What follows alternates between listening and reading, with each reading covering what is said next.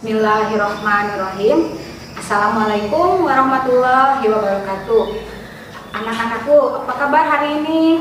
Mudah-mudahan Allah Subhanahu wa Ta'ala selalu memberikan kesehatan dan kebahagiaan pada kita semua. Tak lupa kita juga mendoakan pada negeri kita tercinta Indonesia ini, mudah-mudahan Allah Subhanahu wa Ta'ala segera memberi kenyamanan pada negara kita dengan mengangkat dan virus COVID-19 ya anak-anak, supaya kita bisa belajar. Namun demikian, walaupun kita di masa pandemi ini, kita harus tetap semangat dalam menuntut ilmu anak-anak. Nah, semangat menuntut ilmu dimulai dari mana anak-anak? Dimulai dari Iqra. Teruslah semangat belajar, karena belajar itu bukan hanya di sekolah, kita bisa di rumah. Seperti yang di dalam agama Islam diajarkan, Iqra, bacalah. Kita bisa membaca di mana saja. Kalian bisa menggunakan HP atau gadget yang selalu menemani kalian, yang punya HP. Kalaupun yang tidak kan bisa dari buku, bukunya bisa minjam dulu ke sekolah. Nah, tetap teruslah membaca. Nah, itulah dalam hal ini Ibu akan sedikit menjelaskan tentang riset. Ada yang tahu riset? Riset itu adalah penelitian. Kalau di dalam bahasa Inggrisnya research. Nah, riset itu diawali dari Iqra anak-anak, dari membaca. Nah, apa saja yang kita baca? Tentunya kita itu membaca juga termasuk pengamatan anak-anak. Nah, di sini sebenarnya apa sih riset itu? Nah, riset itu adalah penelitian terhadap suatu masalah yang dilakukan secara bersistem, kritis, dan ilmiah untuk meningkatkan pengetahuan dan pengertian, mendapatkan fakta yang baru dan melakukan penafsiran terhadap fakta yang sudah ada, atau melakukan penafsiran yang lebih baik. Nah, dasar penelitian ilmiah inilah nanti anak-anak, dengan adanya riset ini, kita ada alat-alat teknologi atau alat-alat yang kita gunakan sehari-hari, seperti kita ada listrik, ada blender, ada motor, itu semuanya hasil dari penelitian. Nah, riset ini anak-anak sangat diperlukan dalam kehidupan sehari-hari. Nah, dari itulah dikembangkan yang namanya madrasah riset. Nah, riset juga anak-anak di dalam Islam ada Quran surat Al-Mujadalah ayat 11 yang di dalamnya mengatakan bahwa Allah akan mengangkat derajat orang yang beriman dan berilmu pengetahuan ke derajat yang lebih tinggi. Nah, jadi kalau kita ingin derajat kita lebih tinggi, kita harus terus semangat menuntut ilmu. Dan di dalam hadis juga dikatakan bahwa barang siapa yang menginginkan keberhasilan di dunia, hendaklah dengan ilmu. Dan barang siapa yang menginginkan kebahagiaan di akhirat, hendaklah dengan ilmu. Jadi dasar dari riset itu adalah ilmu. Nah, dasar dari ilmu itulah nanti kita bisa menggapai kebahagiaan. Alhamdulillah anak-anak, MTSN 3 Subang merupakan madrasah riset. Madrasah riset dari seluruh Indonesia yang berjumlah 256, itu senasional. Madrasah riset itu dimulai sejak tahun 2020. MTSN 3 Subang ditunjuk menjadi madrasah riset. Alhamdulillah, ini merupakan suatu tantangan bagi kita, bagi semuanya, sivitas akademika di MTSN 3 Subang, agar lebih terus menggali potensi diri dalam melakukan penelitian. Nah, Madrasah Sanawiyah 3 Subang, MTSN 3 Subang itu ditunjuk sebagai madrasah riset karena dari hasil MyRes, madrasah yang researcher super camp. Itu anak-anak ada lomba membuat karya ilmiah waktu itu yang diikuti oleh Ananda Khairil Akhalifi. Alhamdulillah masuk 15 besar senasional. Ananda Khairil itu mengangkat tema dengan judul dampak alih fungsi lahan kebun teh menjadi pohon sawit di Kasomalang terhadap ketersediaan air bersih. Nah, di situ alhamdulillah karena prestasi yang dicapai, akhirnya kita ditunjuk menjadi madrasah riset, dan ini merupakan suatu tantangan. Bagaimana pembelajaran di madrasah riset? Di pembelajaran di madrasah riset nantinya diharapkan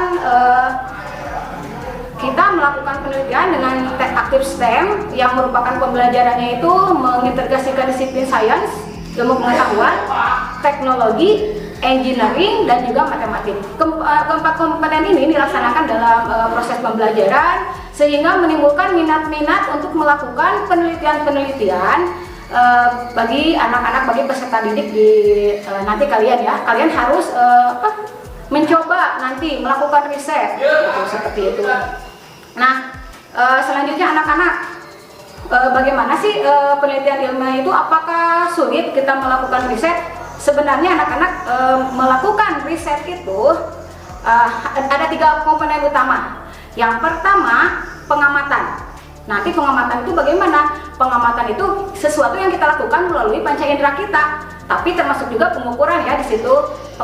Pengamatan itu bisa melakukan pengamatan dengan mata, dengan telinga, bukan dengan rasa, indera peraba.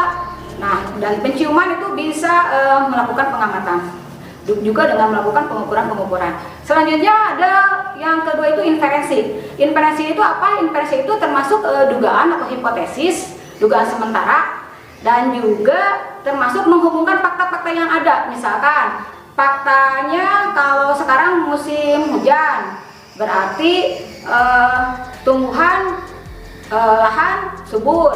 Kalau misalkan apakah ada hubungannya nanti pertumbuhan-tumbuhan yang kita tanam dengan curah hujan atau dengan suhu? Nah, disitulah nanti yang namanya inferensi. Terus juga kita bisa juga menduga. Di situ termasuk hipotesis. Hipotesisnya seperti apa? Seperti ini ya. Hipotesis itu menduga misalkan kenapa terjadi kebakaran. Nah, itu kita bisa menduganya bagaimana? Karena listrik statis atau karena apa? Nah, seperti itu inferensi. Tapi dugaan itu nanti harus dibuktikan secara ilmiah melalui eksperimen. Yang ketiga, setelah kita melakukan pengamatan inferensi, tentunya harus dikomunikasikan. Nah, bagaimana cara mengkomunikasikan hasil penelitian kita? Dikomunikasikan bisa dalam bentuk tulisan, bisa dalam bentuk seperti ini ya, langsung tulisan, bisa dalam bentuk grafik, dalam bentuk gambar dan sebagainya. Nah, selanjutnya ada juga dikenal anak-anak metode ilmiah. Ibu contohkan, misalkan dulu kalau misalkan kita ada gedung yang tinggi. Hujan, misalkan ketika hujan terjadi petir, gedung yang tinggi sering terkena kebakaran. Ini dilakukan oleh Benjamin Franklin. Adanya penangkal petir. Nah, kalau misalkan tidak ada penangkal petir, otomatis gedung tinggi itu sering terjadi kebakaran. Nah, langsung diteliti. Oh, jadi masalah metode ilmiah pertamanya itu adalah merumuskan masalah. Ada masalah nih, masalahnya gedung tinggi sering kebakaran karena petir. Nah, dari situ dikumpulkan informasi. Yang kedua, mengumpulkan informasi. Informasinya bagaimana karakteristik petir itu seperti apa gitu, diteliti. Yang selanjutnya menyusun hipotesis. Kenapa kebakaran terjadi? Kebakaran terjadi karena adanya listrik statis. Selanjutnya, Benjamin Franklin menciptakan alat uji coba. Percobaan, eksperimen, langsung dianalisis data, langsung dia ditarik kesimpulan. Nah, pada waktu melakukan percobaan dan menyusun hipotesis, kita juga harus banyak membaca literatur dari orang-orang lain yang sudah melakukan penelitian gitu anak-anak. Nah, terakhir menarik kesimpulan. Kesimpulan itu diambil dari mana? Dari hasil data. Nah, setelah ditarik kesimpulan, baru dikomunikasikan hasilnya. Itu anak-anak. Ada banyak hal-hal yang bisa kita teliti anak-anak dalam kehidupan sehari-hari. Misalkan kalian memberi produk minuman ataupun makanan, jangan lupa kita teliti dulu. Itu dasar dari penelitian. Kandungannya apa saja di situ? Kandungannya misalkan di situ ada kandungan perasa sintetik. Nah, berarti di situ bukan alami anak-anak. Perasa sintetik itu buatan dari zat kimia. Terus ada natrium benzoat, berarti ada pengawet. Berarti kita jangan terlalu banyak membeli makanan atau minuman tersebut. Begitu. Itu riset juga. Silakan uji coba makanan. Mana makanan yang mengandung pengawet misalkan yang berbahaya, itu bisa dilakukan penelitian oleh kalian di rumah. Atau bisa juga kalian melakukan penelitian terhadap pertumbuhan tanaman. Misalkan kalian punya tanaman jagung. Yang satu disiram dengan air biasa, yang satu disiram dengan air cucian beras. Setelah 3 hari kalian amati, lakukan pengamatan. Udah melakukan pengamatan, makin tinggi, misalkan hari ketiga kamu diukur tingginya berapa. Hari ke-6, hari ke-7, ke-10 dibuat tabel.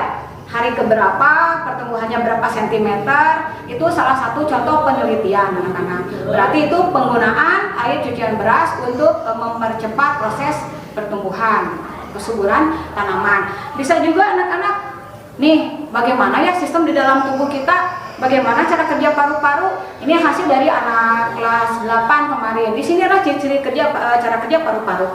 Ketika bagaimana kita menghirup udara, di situ diafragma di sini ditarik, di sini paru-parunya mengembang. Nah, bagaimana kalau udaranya mau dikeluarkan, diafragmanya seperti ini. Selanjutnya, nih Ibu juga nih, kita coba lakukan riset kecil ya. Bagaimana sih kapal selam bisa, ataupun kapal laut bisa mengapung di laut? Nah, sedangkan kalau kita punya paku sedikit, dimasukkan ke air, tenggelam kan? Nah, coba ini juga, coba kalian lihat ini. Apakah ini kalau dimasukkan ke dalam air tenggelam atau tidak? Tenggelam. Kita lihat ya. Iya, betul, tenggelam. Nah, selanjutnya kalian langsung mencari tahu gimana ya? Apakah ini plastisin ini bisa mengapung di air? Jawaban kalian uji hipotesis oleh kalian di hipotesis itu masalahnya. Apakah bisa mengapung di air? Itu sebagai permasalahannya. Langsung di hipotesis bisa. Misalkan kalian juga bisa atau kalian lakukan tidak. Nah, bisa hipotesisnya bisa ataupun tidak, bisa mengapung atau tidak mengapung. Langsung oleh kalian, nih bagaimana caranya supaya bisa mengapung? Nah, kalian langsung pikirkan, cari analisis. Kenapa ya kapal bisa tidak tenggelam? Cari baca di Google, di HP kalian, gunakan HP-nya untuk mencari ilmu pengetahuan. Oh, ternyata kalau mengapung itu harus di dalamnya harus ada massa jenisnya kecil. Oh, gimana caranya ya? Dipikirkan supaya massa jenisnya kecil lebih ringan, digimanakan caranya? Kalau kalian diatur, langsung dilakukan uji coba, dicoba-coba, digimanakan, dibuatkan supaya tidak tenggelam. Langsung kalian cobakan, oh ini udah saya rancang seperti ini, nanti kalian rancang di rumah yang bagus, kita cek. Tuh, ternyata kan bisa mengapung. Berarti kalau tadi yang menduga kita bahwa ini bisa mengapung, itu hipotesisnya benar, itu anak-anak. Nah gitu ya, jadi ini terbukti bahwa ini bisa mengapung di air. Nah bagaimana caranya, silahkan kalian cari. Nah nanti karena sekolah kita itu madrasah riset, kalian bertugas mencari ataupun membuat penelitian sederhana di rumah.